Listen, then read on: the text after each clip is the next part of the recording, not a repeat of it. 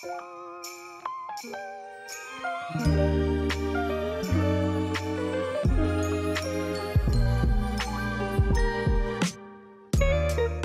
jsem Petr. Já jsem Silva. Já jsem Terka. Já jsem Alča.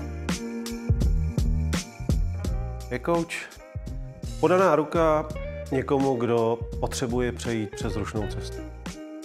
A je kouč je přítel. To je v podstatě takový průvodce. Kouč je člověk, který je kouč akorát online. Vlastně se dávám k dispozici těm, kteří se ptají. Provází lidi na jejich životní cestě a nabízí svoje přátelství.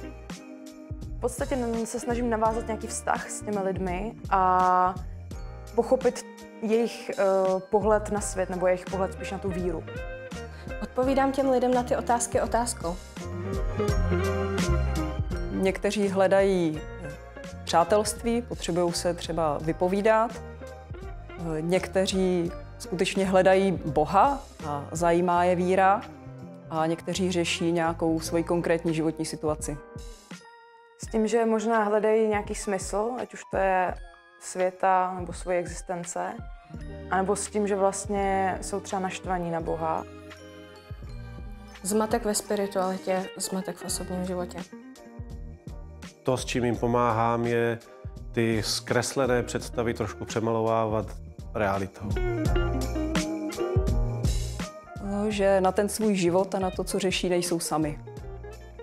Možná v podstatě tu anonymitu a zároveň to, že můžou právě dostat ty odpovědi, na které by jiným způsobem možná nezískali. Že mohou položit jakoukoliv otázku, aniž by se báli nějakého odmítnutí, odsouzení nebo výsměchu, posměchu. Možnost být absolutně upřímný.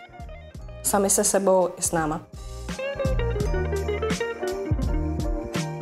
Odměnou v těch rozhovorech mi je, když vidím, vnímám pocit od lidí, že jim to k něčemu pomohlo. Když se to někdy povede, že se ten člověk posune ve svém životě, ve své víře nebo v té svojí konkrétní složité situaci, tak to je opravdu k nezaplacení. Vím, že život je někdy sakra těžký.